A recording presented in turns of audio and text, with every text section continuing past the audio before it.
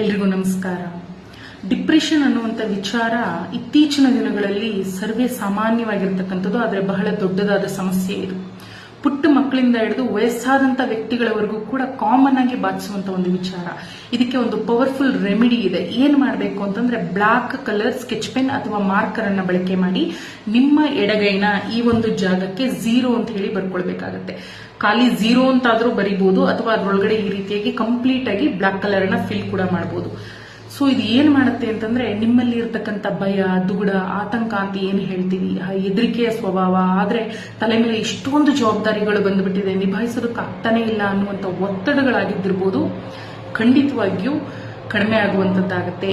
So ಈ ಒಂದು ಬಣ್ಣ ನಿಮ್ಮನ್ನ ನೆಮ್ಮದಿಯಾಗಿ ನಿದ್ದೆ ಮಾಡೋದಕ್ಕೂ ಕೂಡ ಸಹಾಯಕಾರಿಯಾಗಿರುತ್ತೆ. ಮನುಷ್ಯನಿಗೆ ಒತ್ತಡಗಳಿಂದ ನಿದ್ದೆ ಎನ್ನುವಂಥದ್ದೇ ಬಹಳ ದೂರ ಹೊರಟೋಗ್ಬಿಟ್ಟಿರುತ್ತೆ. ನೆಮ್ಮದಿಯಾಗಿ ಕಣ್ಣು ಮುಚ್ಚಿ ಎಷ್ಟೋ ದಿನ ಆಯಿತು, ಅಷ್ಟು ಸಮಸ್ಯೆಗಳಿದೆ ಅಂತ ಹೇಳುವಂತ ವಿಚಾರಗಳು. ಪುಟ್ಟ ಮಕ್ಕಳಿಂದ ಕೂಡ ಇದನ್ನ ಅಪ್ಲೈ ಮಾಡಬಹುದು. ಇದು ಸೂರ್ಯನ ಒಂದು ಬೆಳಕಿರ್ತಕ್ಕಂಥ ಸಮಯದಲ್ಲಿ, ಅಂದ್ರೆ ಡೇ ಟೈಮ್ ಅಲ್ಲಿ ಅಪ್ಲೈ ಮಾಡುವಂಥದ್ದು ಬಹಳ ಉತ್ತಮ. ಒಂದು 4 ರಿಂದ 5 ಗಂಟೆಗಳ ಕಾಲ ನಿಮ್ಮ ಕೈನಲ್ಲಿ ಇರಲಿ. ಅದಾದ್ಮೇಲೆ ವಾಶ್ ಮಾಡಿಬಿಡಿ. ಇಲ್ಲ ಹಾಗೆ ಹೋಗುತ್ತೆ ಅಂದ್ರೂ ಕೂಡ ಪರವಾಗಿಲ್ಲ, ನೀವು ಟೆನ್ಷನ್ ಮಾಡ್ಕೊಳ್ಳುವಂತ ಅವಶ್ಯಕತೆ ಇರೋದಿಲ್ಲ. ಇದನ್ನ 5 ರಿಂದ 10 ದಿನಗಳ ಕಾಲ ಬಳಸಿ ನೋಡಿ. ನಿಮ್ಮ ಮನಸ್ಸು ಬಹಳ ಹಗುರ ಅನ್ಸುತ್ತೆ. ಒತ್ತಡಗಳಿಂದ ಹೊರಗಡೆ ಬರೋದಕ್ಕೆ ದಾರಿಯಾಗುತ್ತೆ. ಮನುಷ್ಯ ಒತ್ತಡದಲ್ಲಿ ಸಿಲುಕೊಂಡಾಗ ಹೊಸ ವಿಚಾರಗಳು ಆತನಿಗೆ ಒಳೆಯೋದಿಲ್ಲ.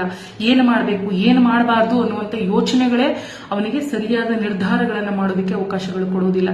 ಸೊ ಈ ಒಂದು ಬ್ಲಾಕ್ ಕಲರ್ ನಲ್ಲಿ 0 ಅಂತ ಬರೆಯೋದ್ರಿಂದ ಸಾಕಷ್ಟು ಒಂದು ಒಳ್ಳೆಯ ಮನಸ್ಥಿತಿ ನಿಮ್ಮದಾಗುತ್ತೆ. ಒತ್ತಡಗಳು ಅನ್ನುವಂಥದ್ದು ಕಡಿಮೆ ಆಗುತ್ತೆ. ಆತಂಕಗಳಿಂದ ಹೊರಗಡೆ ಬರ್ತೀರಿ. ಹೊಸ ವಿಚಾರಗಳು, ಹೊಸ ಕೆಲಸಗಳನ್ನ ಮಾಡೋದಕ್ಕೆ ಪ್ರೇರೇಪಣೆ ಅನ್ನುವಂಥದ್ದು ಸಿಗುತ್ತೆ. ಸಾಕಷ್ಟು ಹಗುರ, ಲೈಟ್ ಅನ್ನುವಂಥದ್ದನ್ನ ಫೀಲ್ ಮಾಡ್ತೀರಿ. ತಪ್ಪದೆ ಇದನ್ನ ಮಾಡ್ತಾ ಬನ್ನಿ. ಪ್ರತಿದಿನ ಒಂದು 5 ರಿಂದ 10 ದಿನಗಳ ಕಾಲ. ಇಲ್ಲಿ 5 ರಿಂದ 10 ದಿನಗಳ ಕಾಲ ಬರ್ಕೊಂಡೆ ಕಡಿಮೆ ಆಯಿತು, ಮತ್ತಿನ್ನೊಂದು ಸ್ವಲ್ಪ ದಿನ ಬಿಟ್ಟೆ ಮತ್ತೆ ಈ ಒಂದು ಡಿಪ್ರೆಷನ್ ಅನ್ನುವಂಥದ್ದು ಸ್ಟಾರ್ಟ್ ಆಯಿತು ಅನ್ನುವಂಥ ಗೊಂದಲಕ್ಕೆ ಹೋಗಬೇಡಿ.